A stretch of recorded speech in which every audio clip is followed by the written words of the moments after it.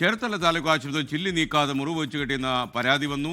61 ദിവസങ്ങൾക്കകം ഒരു പ്രൈവറ്റ് ഹോസ്പിറ്റലിൽ പോയി ശസ്ത്രക്രിയ ചെയ്ത് 5 ചില്ലി കഷ്ണങ്ങൾ പുറത്തെടുക്കേണ്ട അനുഭവം രാധാകൃഷ്ണൻ പിള്ളയ്ക്കുണ്ടായി എന്നാണ് വിവരം. അശ്വിൻ പാലാഴി രാധാകൃഷ്ണയുടെ ദുരനുഭവത്തെക്കുറിച്ച് നമ്മോട് പറയും. അശ്വിൻ. ആലപ്പുഴ തുറവൂർ സ്വദേശിയാണ് രാധാകൃഷ്ണപിള്ള. അദ്ദേഹം ഒരു ഓട്ടോ ഡ്രൈവറാണ്. കഴിഞ്ഞ ഡിസംബർ 16-ന് ഇദ്ദേഹം രാത്രി വീട്ടിലേക്ക് മടങ്ങവേ ഇദ്ദേഹത്തിന്റെ ഓട്ടോറിക്ഷ മറിഞ്ഞ ഒരു അപകടം ഉണ്ടാകുന്നു. അപകടത്തിലാണ് അദ്ദേഹത്തിന്റെ കയ്യിലേക്ക് ഈ വാഹനത്തിന്റെ മുൻവശത്തെ ചില്ല് തുളഞ്ഞു കയറുന്നത്. വലിയ മുറിവായിരുന്നു. ആ മുറിവിലേക്ക് പൊട്ടിയ ചില്ലിന്റെ അംശങ്ങൾ ഉണ്ടായിരുന്നു. പിന്നീട് തുടർന്ന് ചേർത്തല താലൂക്ക് ആശുപത്രിയിലാണ് അദ്ദേഹം ആദ്യം ചികിത്സ തേടുന്നത്.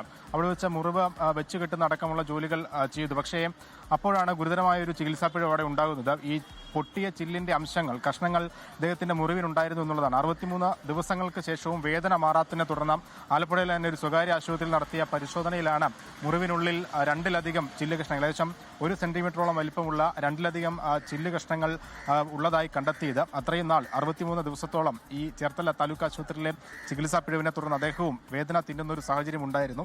എന്തായാലും ഈ ഡ്യൂട്ടി ഡോക്ടർ വിശദമായി പരിശോധിക്കാതെ ഈ മുറിവ് വെച്ച് കെട്ടി എന്നുള്ളതാണ് നിലവിലെ പരാതി. ഈ സംഭവങ്ങൾ ചൂണ്ടിക്കാണിച്ച് മെഡിക്കൽ സൂപ്രണ്ട് ആലപ്പുഴ DMOയ്ക്കടക്കം പരാതി നൽകിയിട്ടുണ്ട്. ആരോഗ്യമന്ത്രിക്കും ഈ പരാതിയുടെ പകർപ്പ് ഇദ്ദേഹം അയച്ചിട്ടുണ്ട്. പ്രധാന പരാതിയെ തന്നെ അയച്ചിട്ടുണ്ട്. അതിൽ എന്ത് നടപടി ഉണ്ടാകും എന്നുള്ളതാണ് ഇനി അറിയേണ്ടത്. എന്തായാലും ഈ ഡ്യൂട്ടി ഡോക്ടർക്ക് രാത്രി അവിടെ ഉണ്ടായിരുന്ന ഡ്യൂട്ടി ഡോക്ടർക്കുണ്ടായ ഗുരുതരമായ ചികിത്സാ പിഴവാണ് ഇത്തരത്തിലൊരു സംഭവം നടന്നത് എന്നുള്ളതാണ് ഇപ്പോൾ നമ്മൾ മനസ്സിലാക്കുന്നത്.